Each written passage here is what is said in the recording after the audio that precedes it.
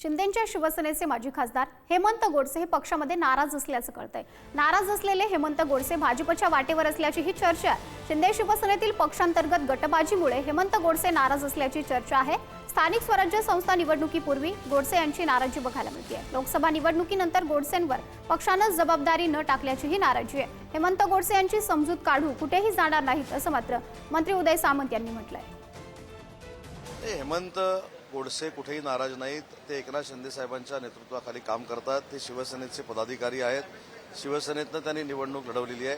त्याच्यामुळे जर काही समज गैरसमजातनं काही नाराज झाले असतील तर त्यांची आम्ही समजूत काढू, पण ते कुठेही जाणार नाहीत एवढं मला माहिती आहे। तर हेमंत गोडसे हे नाराज असल्याची चर्चा आहे। एकनाथ शिंदे यांच्या शिवसेनेतील पक्षांतर्गत गटबाजीमुळे हेमंत गोडसे हे नाराज असल्याची चर्चा आहे। तर हेमंत गोडसे याबाबत काही वेळात पत्रकार परिषद सुद्धा घेणार आहेत। हेमंत गोडसे हे भाजपच्या वाटेवर असल्याची सुद्धा चर्चा आहे। तर हेमंत गोडसे यांची समजूत काढू, ते कुठेही जाणार नाहीत असं मात्र मंत्री उदय सामंत यांनी म्हटलेलं आहे। खरं तर आपल्या राज्याचे माजी मुख्यमंत्री आदरणीय शिंदे साहेब यांनी अतिशय उत्कृष्ट काम या ठिकाणी महाराष्ट्राच्या जनतेच्या सेवेसाठी या ठिकाणी केलेलं आहे आणि म्हणून आपली नाराजगी पक्षश्रेष्ठींवरती त्या ठिकाणी नाही।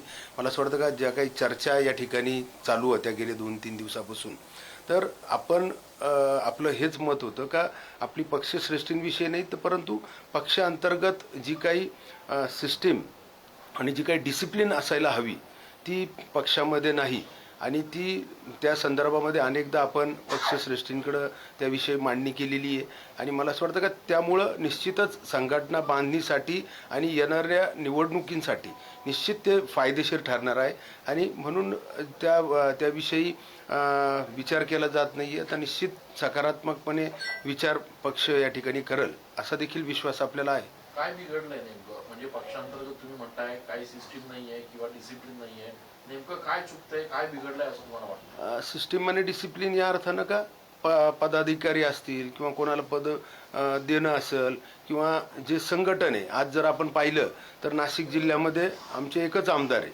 शिवसेनेचे आणि मग इतर 14 तालुका विधानसभा आहेत। मग त्यामध्ये जी काही संघटना आपल्याला उभी करायची तर त्या संदर्भामध्ये संघटनेच्या पदाधिकाऱ्यांच्या नियुक्तीचा विषय असेल किंवा इतर जे काही संघटनेच्या पदाधिकाऱ्यांची जे काही कामं असतील किंवा लोकांपर्यंत पोहोचवण्यासाठी जी सिस्टीम इतर पक्षांमध्ये राबवली जाते तशा प्रकारे आपण त्यावरती आपण करायला पाहिजे, जेणेकरून येणाऱ्या निवडणुकीमध्ये त्याचा आपल्या जिल्हा परिषद आणि महापालिकेमध्ये त्याचा निश्चित फायदा त्या ठिकाणी होईल असं आपलं मत आहे। विश्वासात घेतलं जात नाहीये का तुमच्यासारख्या नेत्यांना ज्यांना एवढा अनुभव आहे किंवा जे पक्षासाठी काम करतायत? नाही, मला असं वाटतं का आदरणीय शिंदे साहेब निश्चितच ज्या प्रकारे ते काम करताय परंतु